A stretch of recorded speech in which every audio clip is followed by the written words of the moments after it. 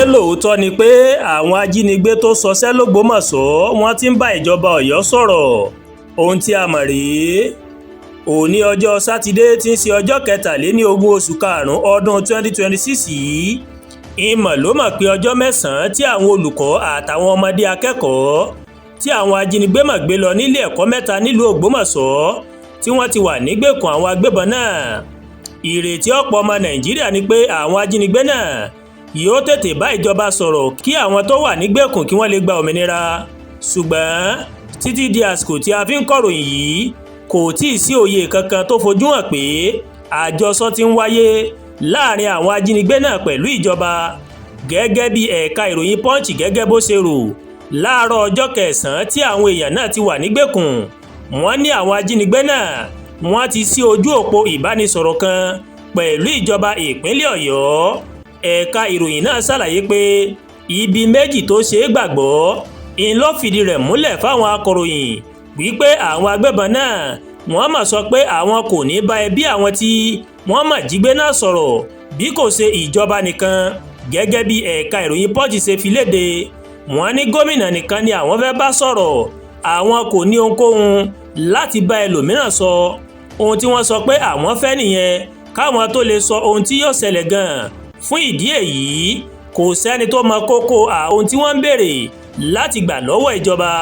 Ohun kan tí wọn kò lè fìdí rẹ̀ múlẹ̀ gẹ́gẹ́ bí wọ́n ṣe wí ni pé bóyá gómìnà fúnra rẹ̀ ń ló ń bá wọn sọ̀rọ̀ ni, tàbí ó ní aṣojú kan tó ń bá àwọn ajínigbé náà tí ń bá wọn dúnadúrà. Wọ́n wá fi kọ́rọ̀ wọn pé kì í máa ṣe wípé àwọn elétò ààbò kò mọ ohun tó yẹ láti ṣe, àmọ́ ewu tó rọ̀ mọ́ ìmọ̀ ló má pọ̀.